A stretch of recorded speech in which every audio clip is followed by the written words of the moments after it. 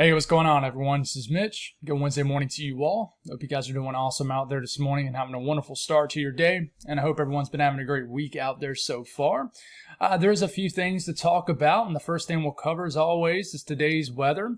We'll break down the latest alerts, the latest outlooks, and then we'll break down the country section by section. A couple states we'll zoom into that do run the higher risk of strong to severe thunderstorm activity. Now, I will tell you guys, Tropical Tidbits is down, so you'll notice that some of the graphics are a little bit different as far as the today's forecast portion of the video. Normally, I utilize Tropical Tidbits because it shows larger areas of sections of the country, if you will, but you'll still get all the same information. But after covering today's weather, we'll speak a little bit on Thursday and Friday, and then we'll kind of stop right there because after that, it gets a little bit fuzzy as far as our pattern. But then we'll give you an update on the tropics. There's a little chatter out there about something, I would say a time frame where something could get going as we get a little bit deeper into June. So we'll speak on that, and if we need to continue to get more and more detailed on it, of course, you know we will. So if you guys have not subscribed, certainly consider doing that. Like the video if you like it. And if anybody has anything that I can pray about or pray over, please put it in the comments below. If and I'll probably say this a couple more times. You notice something different with my backdrop? Well, it is different. I switched rooms. I'm now in a section of our house's what we call playroom. So I got my own little space now. I know it looks kind of boring, bland behind me, but I do plan on modifying some things. I got a lot of plans. It just has to, work out, and I'm just going to take it step by step. Try not to get overwhelmed with this change. And trust me, we're not going to lose the homey feel. I got a couple plans that hopefully will work out. So, with all that being said, let's get rocking and rolling. So, latest information here. And if I forgot to mention this, if there's anything that I can pray about or pray over, please put it in the comments below. And I might have just doubled up on that, but it's worth doubling up on. So please put those in the comments. But anyways, we do have just areas of rain pretty much everywhere scattered across the lower 48. Heavier activity down here in Texas. We have flash flood warnings, even severe thunderstorm warnings. In the southern half of Texas, we have this complex of storms that has now entered the northern Gulf. We got areas of rain surging through the Carolinas and just a big chunk of rain across the mid-Atlantic. Heavier activity in the eastern North Carolina region. And we're waking up to a very soggy start across areas of the Midwest. A little bit of flow coming off of the Front Range and Rockies, shooting down areas of the high plains. But the extreme western U.S. is pretty quiet.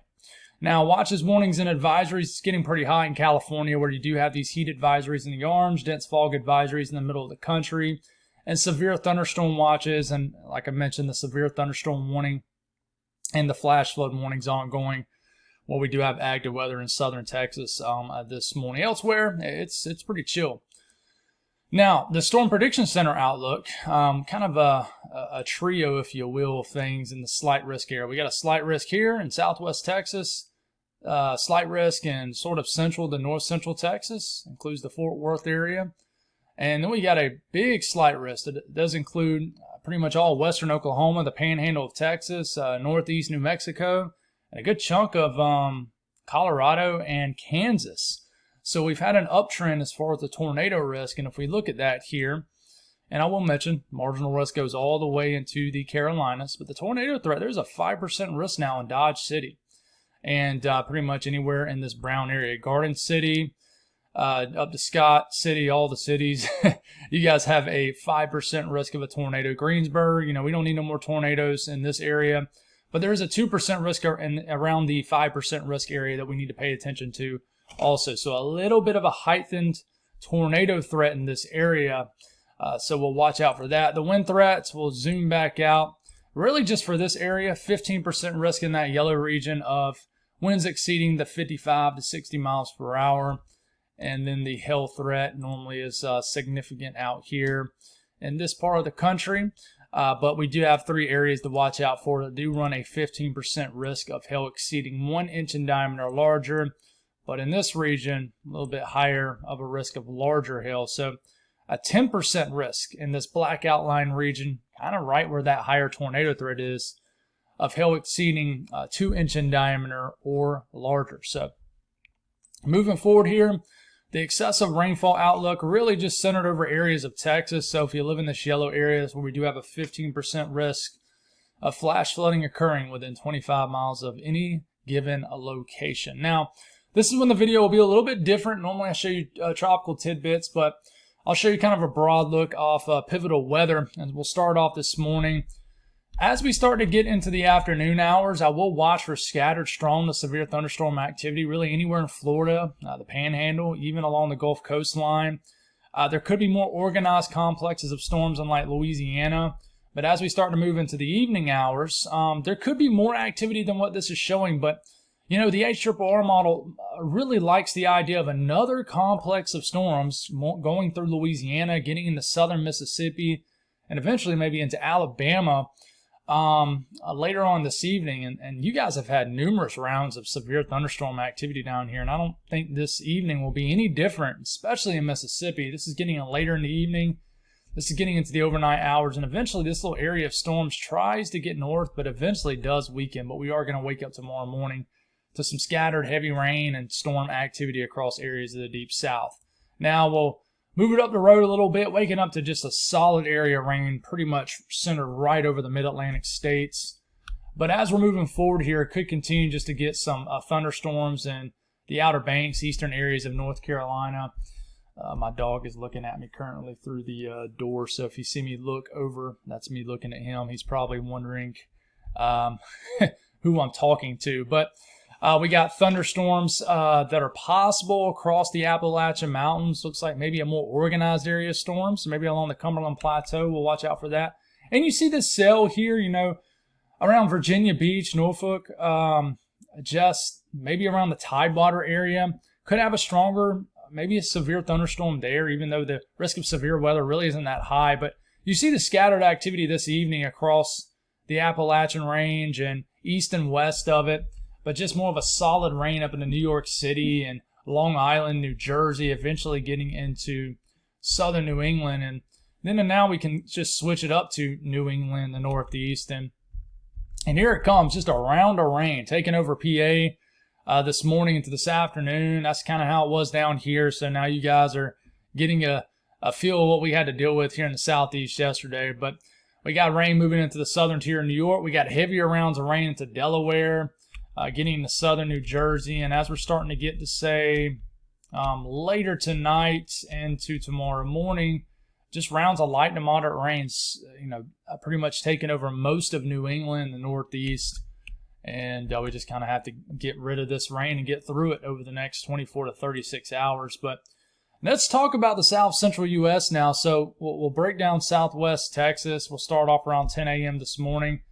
We start to bring it to about, hey, this is 1 to 2 o'clock in the afternoon, and we already are getting strong to severe storms popping up around San Angelo to Abilene. You can see the circle coming off this storm indicates a more intense updraft, potentially rotating, but the tornado threat is pretty low down here. In fact, it's below 2%. But we're going to have some intense thunderstorms. These will probably produce hail. We just have to watch out for these. And we're getting into, say, this evening, 7 p.m., some thunderstorms just dancing around between Abilene, San Angelo, Fort Stockton, Kerrville. Just got to watch out for these areas down here. And then we start to get into the wee hours of the morning. And, you know, it doesn't look too active, but I do think as we move east, further east, and almost said Florida, and Texas, I think by the time we get into about midday, we get some thunderstorm activity, maybe around already Weatherford, Dallas-Fort Worth area, Abilene getting some storms. And then we start to move it into about mid-afternoon. Look at those intense thunderstorms kind of south of Abilene, between Waco, San Angelo, Abilene, Cleburne. You know, be careful in this area. We could have some very intense thunderstorms.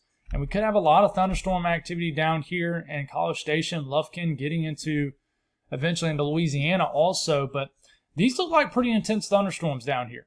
At 6 p.m., if you live down here in Texas, be mindful. You see the circles coming off some of these cells, indicates intense updrafts, which means we have intense thunderstorm activity and potentially maybe some rotating updrafts. Wouldn't be surprised, even though the tornado threat is very low down here, if we do get a few tornado warnings.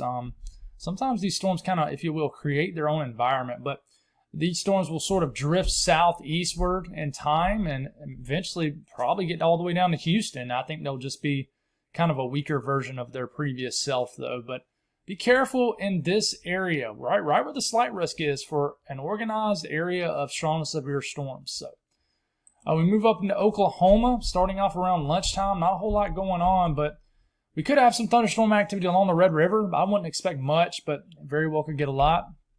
We start to get a 5, 6, 7 p.m. thunderstorms up here near Woodard, the panhandle of Oklahoma, the panhandle of Texas, and, just kind of dancing around. It's around 10 p.m. We got some intense thunderstorms, and they very well could be right on top of Amarillo, even though this particular run doesn't show a whole lot. But we got some, any of my family up here in Woodard, be careful. Definitely could get some intense thunderstorm activity later this evening. That comes out of Kansas, and these storms up here in Kansas, which we'll talk about here in a second, is probably going to be quite intense. So if these can hold on and really stay together, they could be quite intense across northern areas of Oklahoma. That this is 1 a.m., 2 a.m., 3 a.m., 4 a.m., 5 a.m., just some heavier rain and storm activity across the northern counties of Oklahoma. Now we get up into Kansas. Early this afternoon, already rounds of thunderstorms moving through the central area of the state. And then we have to watch around Garden City, Liberal, Dodge City for some more intense thunderstorm activity. If we can get some clearing in this area, this will fuel an atmosphere that's going to support kind of broken up supercells, and there will be enough flow aloft to support just a spin in the atmosphere for some tornadoes here. Not a high threat, but these storms will have the best overlapping ingredients when comparing the entire rest of the country for today. So I wouldn't be surprised if we get an upgrade to an enhanced risk somewhere in this region. That has been the common theme. It didn't happen yesterday, but so we kind of broke the cycle, but we could get it going again today. But these storms in this area, down here to Woodard, up to Liberal, Dodge City, Garden City, maybe as far north as Hayes, Colby, over to Hutchinson. Be careful with these storms today. It's around 9 p.m. Large, very large hail, a couple isolated tornadoes, very possible with today's threat, really tonight. We get to 11 p.m., midnight, 1 a.m., 2 a.m., all this stuff begins to scooch on off to the east, southeast. So, but Colorado, we can't ignore you guys because y'all been popping off as far as tornadoes lately, but we'll get some activity. It's around 3 p.m., storms kind of popping off the front range here. Colorado Springs up to Denver, Fort Collins. Could get some small hail with some of these storms, and they could intensify as they begin to drift into the eastern plains of Colorado. This is around 5 p.m. I'm going to have to get the, well, we can do this. Let's do this instead. So this is 5 p.m. Let's move my face up here. We got intense thunderstorm activity around Lamar. Just if you live down here in the southeastern portion of Colorado, these storms could be quite intense and could produce a threat of all hazards. Very large hail, tornado risk. And then we start to get into, say, the overnight hours and things begin to simmer on down, if you will. So let's bring this back down here and let's keep it rolling. So up here in the upper Midwest, we're just getting a very soggy start to your day, especially like the central Midwest area, if you will. But rain will continue in areas like Chicago. We'll get into Milwaukee if it's not raining already. Now, I will say more so just rain showers up here, but we're going to get very isolated activity spinning around up here. So, Indiana, Illinois, Iowa, Missouri, Ohio, you could get a very isolated pop-up downpour. Now, up here, just some scattered, I would say isolated more so, activity kind of spinning around in Wisconsin, Minnesota, Iowa. One of these cells could produce some small hail. I mean, some colder air aloft, but mainly just some pesky shower activity up here. And then just the high plains, some flow will continue. We'll get a lot of storm activity in probably areas of western Nebraska, southeast Wyoming, lacking in ingredients for widespread severe weather, but I wouldn't be surprised if some of these cells do produce some small hail. So a stormy morning and afternoon for the western areas of Nebraska, areas of Wyoming, northeast Colorado. And by the time we get into later tonight, things will begin to calm down in this area. But the rest of the western U.S., it's pretty quiet outside the areas I just spoke on in Wyoming. Some isolated to scattered activity is possible in Utah and Idaho. But as we're starting to get into tomorrow morning, we could get some rain showers beginning to enter the western areas of Oregon and especially Washington State. Temperatures, like I said, a little bit of a different look here, but it's going to be scorching hot down here in Florida. I mean, Florida, you're pretty much beginning to lock into summer now. But check out New England, the Northeast, 70s and 80s as far north as Maine. You're finally breaking free, but unfortunately, where you do have the clouds and the rain, your temperatures will be held down. And the state for that today is, unfortunately, you folks in the southern tier of New York and PA. For example, New York, there'll be a wild temperature gradient. If you live down here, south of Buffalo, sort of in the southwestern area of the state, you'll be trapped in the 50s and 60s. You head on up to the Adirondacks, it'll be a nice day in the 70s, and some of the lower elevations, 80s. So just depends on where you are location-wise. Nice day across the Ohio Valley, and I would say the western areas of the Ohio Valley and the Midwest. We'll get warming back up across areas of the Deep South after a chilly day across the Carolinas and northern Georgia yesterday. And the central U.S., a nice day. I mean, even where you're dealing with kind of the shower activity across the upper Midwest, I mean, you're going to get some peaks of sunshine, some breaks and some clouds, but there will be some areas like around Milwaukee to Chicago where your temperatures will be held down. But I mean, listen, really everywhere across the country today is pretty nice. But, I mean, you got some areas where it's going to be cooler, but I mean, the western U.S. is really starting to heat on up. So moving forward and looking at tomorrow's severe weather threat, we have a large marginal risk going from New Mexico all the way down to the southeast coastline and the entire Gulf coastline, including, except areas of like southern Texas. But level 1 out of 5 risk of severe weather, I could see someone upgrading to a slight risk. It seems like that is the case every time, but right now just a large marginal risk. And the flooding threat for tomorrow is at a slight risk across a good chunk of the Deep South. So this stretches from Louisiana to Georgia. If you live in this yellow area, 15% risk of flash flooding occurring within 25 miles of any given location. The pattern will support a lot of heavy rainfall in this area. And if we look at, say, let's multi-day. Let's go between now and the next, this is the next 3 days. Okay, you can see, let's make this, this is very hard to look at when you're that close, but you can see pockets of heavier rain. You know, when you get into that purple color, that's over 1.5 inches to 2 inches through 2.5 inches of rain across areas of the Deep South. So we got a lot of rain coming for these areas. Now we'll switch it back to day 3. We'll switch it to day 3. And this is the interesting thing. So we got still a level 1 out of 5, a marginal risk going from basically southeast New Mexico and going across southern Texas and across the Gulf coastline, a couple hours inland, and then it climbs up the southeast coastline. And for my friends here this is where I live in Columbia, Augusta to Columbia, up to Florence, Fayetteville, Raleigh, Durham, you guys, all the way up to a very small section of southern Virginia, a level 2 out of 5 risk of severe weather. Excuse me. Sorry. Thank y'all. But a level 2 out of 5 risk of severe weather in this area of the Carolinas. I know I probably have my most viewers in this region, and I'm watching this. Nothing too crazy. I think this will be driven off a cold front. But right now, all we know is that there's a 15% risk of any severe weather. I don't think there's going to be a 15% risk of tornadoes, but what I would say right now is damaging winds is probably going to be the biggest threat with this, and large hail too. But I wouldn't be surprised if there is at least a 2% risk of a tornado. So Friday is definitely a day to watch across the Carolinas. I'm going to be watching this because I live here. But, the flooding threat for, let's look, excessive. Let's look at day 3. The flooding threat just at a 5% risk for Friday. So we'll stop there. The pattern as we get into this coming weekend and early next week, I haven't honestly looked much into it. Been focusing in on the few days out ahead of us, but there is some things that I'm watching. The severe weather risk could begin to shift a little bit further north, which they typically do this time of the year.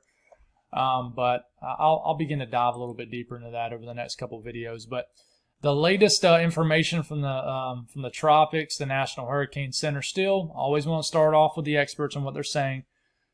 Tropical cyclone activity is not expected during the next 7 days here in the Atlantic. So nothing, there's no outlooks, there's no areas of interest out here at all. But I do want to mention what you're looking at here. And once again, we don't have tropical tidbits up, so we got to look at just Weather Bell, which is a good site, but the screen, you can't make it a whole lot larger than this. And that's why I've kind of went away from using it as much and been kind of going towards more pivotal weather. But this is energy at 500 millibars, so at about 18,000 feet up in the air. And I like to look at this when I'm trying to find a spin in the atmosphere.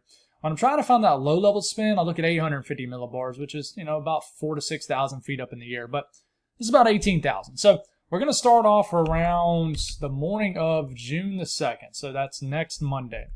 What you'll notice is a little spin coming out the southeast right here, and it drops off the coast of the southeast. The run that I showed you yesterday kind of more so dropped down into the eastern Gulf. This is coming off the coast of the southeast. And you see that little spin as I kind of move it, and you see how it kind of gets off the coast of the southeast, sort of develops something, and then kind of rams back into the southeast coastline. We just got to watch the steering currents. But as you continue to move this forward, we're getting closer to the 6th and 7th of June, which is 10 days out. You see this energy right here. All you're seeing is just blobs of sort of turquoise and greenish and yellow and orange red color. So I want to watch energy over Central America. We call it, this time of the year, it's called a CAG, Central American Gyrum, and basically it's a broad area of low pressure that spins around Central America, and sometimes a piece of energy can hang around off this broad area of low pressure off the Caribbean side for too long or the Eastern Pacific side for too long, and then eventually it can get going. It can develop into a centralized area of lower pressure and develop into something tropical, gain tropical characteristics. So we are watching this as what we call a rising favorable MJO phase moves over this area. It will promote rising air over this area, and will promote a period that could support tropical development, especially as we get about 10 days into June. So this is pretty far out. But the latest Euro does develop a low pressure at the very end of the run and kind of surges it into the Eastern Gulf. Now, I know you're looking at this, you're not seeing much, but if you actually look at the pressure here, and it switched us to the 06Z, it has a 1,005 millibar low kind of hanging out in the Northern Gulf. But that's 360 hours out. So pretty far out. So now what does the latest, say, GFS show? Now I'll tell you guys, I already saw it yesterday right after dropping the video. Be careful if you're on Facebook, especially. These people get paid off showing you these crazy graphics. People will mooch off the anxiety of others for their own personal gain. And just be careful sharing, believing what you're seeing on social media. People will take one model run of the GFS and just plaster it all over social media and not provide any context. And even if they are providing context, guys, like saying, for example, I want to show you this. There's a very low chance it'll happen, but here's a scenario. They still have no business sharing it. And I know you're probably thinking, well, Mitch, why you share it on your YouTube channel? Well, I share it to I begin to share stuff like this when I can say, hey, okay, this is a period, this is a favorable period that we need to watch. The worst case scenario that this model run is showing is likely not going to happen, but I want to compare model guidance in this one time period, and see if we can kind of inch this time period a little bit closer to us into a shorter to medium term. And basically, I look at it to see if this somewhat favorable pattern can get kind of pushed a little bit closer to us. And 9 times out of 10, these worst case scenarios don't end up unfolding. But what we've learned with the tropics over the last several years is a lot of times we underestimate these tropical systems, and they end up being stronger than even what model guidance shows. So you can't completely ignore the crazy runs, but what you almost can completely ignore is the exact landfall of these crazy runs. We have no idea where they're going to go. But, you look at the GFS, and one thing you'll notice is a big area of kind of scattered energy deep down in the Caribbean. Does it get going on this specific run? I mean, it eventually does about 12, 13 days out, and there it is, spinning away right over Cuba, right into Florida. It actually has a tropical wave right here at the end of the run too, which is interesting. Now, if we switch this and look at the actual pressure, it kind of has a low pressure sort of going into or sneaking into the Eastern Gulf just like the Euro does.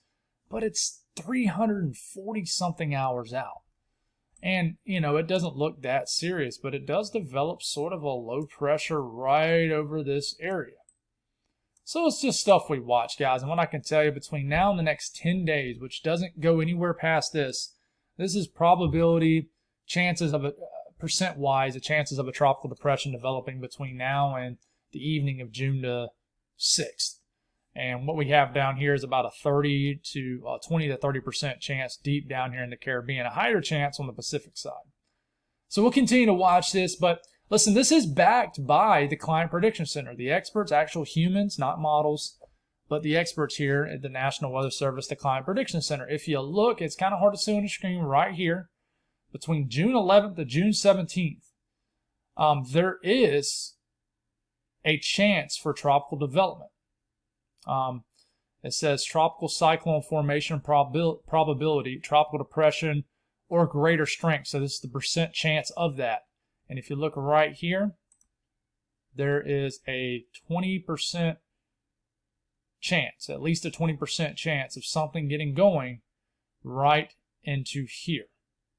Okay, so we'll continue to watch this. This is not uncommon at all. One thing I want you guys to remember this. Remember last hurricane season? It was about a month from today. We were beginning to track a tropical system already. What was it? Beryl? Already in the